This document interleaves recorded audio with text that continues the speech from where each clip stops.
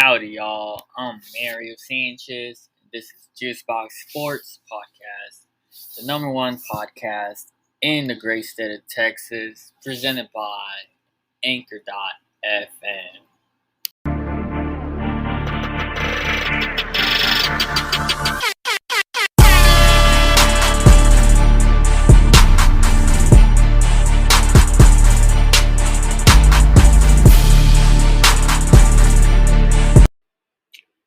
Packers, no doubt, run the North. Y'all gotta put some respect on my man. All Matt LaFleur does is win division titles. In his 3 years as the Green Bay Packers coach, 3 times they have won the NFC North. All Aaron Rodgers does is throw touchdown passes. In his 14th season as Packers starter, he tied Brett Favre's franchise record of 442 touchdown passes, and just about everybody in Green Bay knows he's the greatest quarterback. With what they want to say, a 31-30 victory over Lamar Jackson's led Baltimore Ravens. The win was secure after Ravens failed to convert a 2-point conversion, which you don't do that against the number one Green Bay Packers. That would have given them a 1-point lead with 45 seconds to go. It was the second time in 3 games that Baltimore opted to go for the win over a tie with a 2-point conversion attempt and fell. The Ravens lost to Pittsburgh Steelers earlier this month after failing to convert when down 1 point with 12 seconds to go. The Packers, 11-3, clinched the division title, giving them an automatic playoff berth and stayed on track for the number 1 seed in the NFC North. In the NFC playoffs, with 3 games to go, and Rodgers matched that. The man he replaced as Packers quarterback in 2008. Greg Jennings caught Rodgers' first touchdown 14 years ago today in Dallas, and Marquez Valdes-Scantling caught number 442 as Rodgers tied Favre. Rodgers did in 45 fewer games as he set the mark. In his 210th game, turned the third as a starter, while Favre needed 255 games and 253 starts over 16 seasons. Rodgers in his 17th season, but did not become a starter until his 4th year. Rodgers has also thrown 193 fewer interceptions in his career than Favre threw as a member of the Green Bay Packers. Rodgers entered the game, needed 3 touchdowns passed to tie the record and 4 to break it. He threw his first of the game, number 440 of his career, on a 3-yard out to Davante Adams to tie the tied Rodgers and Adams.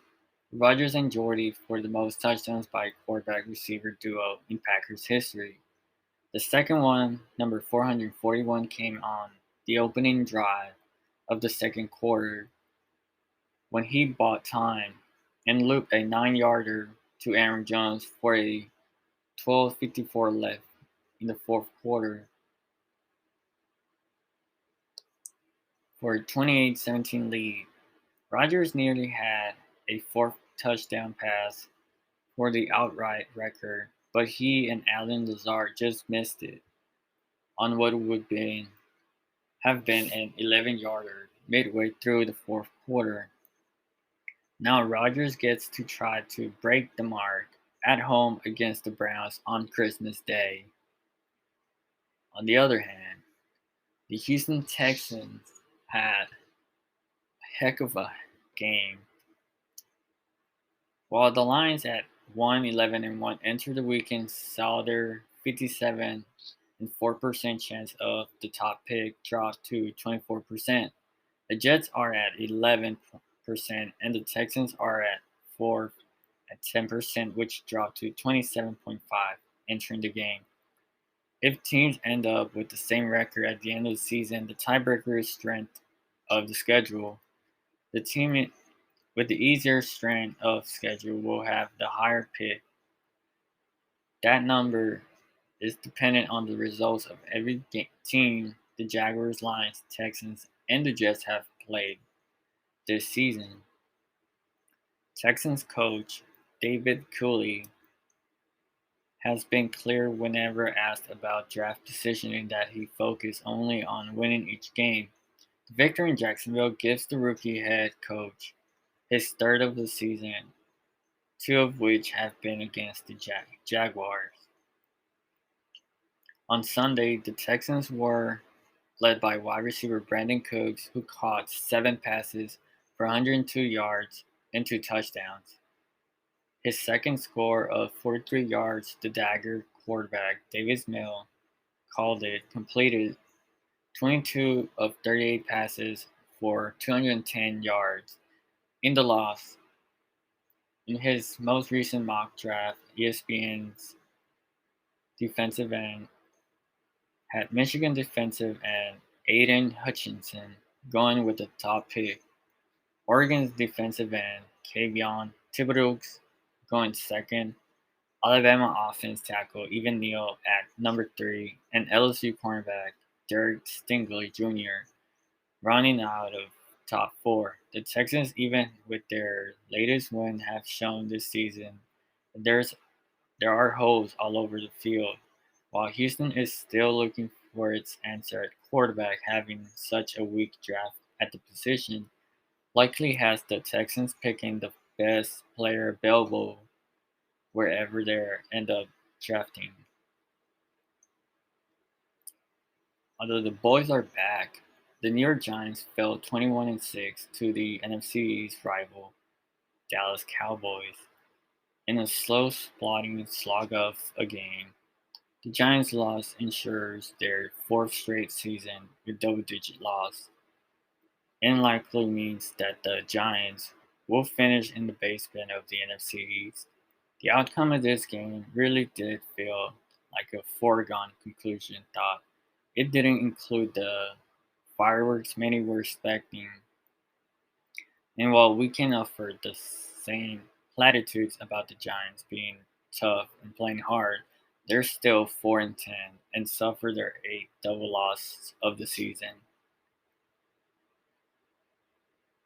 JP has to be one of GOATs of our generation.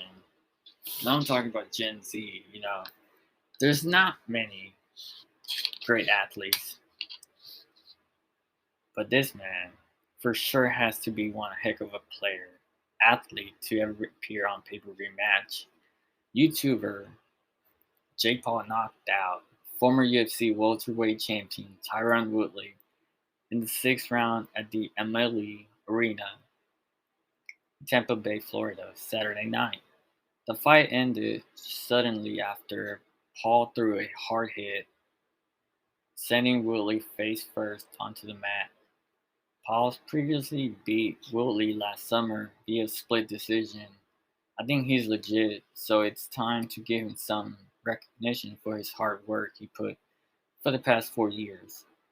It sure would be nice to see a more serious fight, but some fighters don't want to take the risk of losing to a former media personality because it would look kind of embarrassing. Thank you for listening to the Juicebox Sports Podcast. This podcast has been brought to you by Raise Energy. Check us out on Instagram at JuiceboxSportsHTX. Till next time.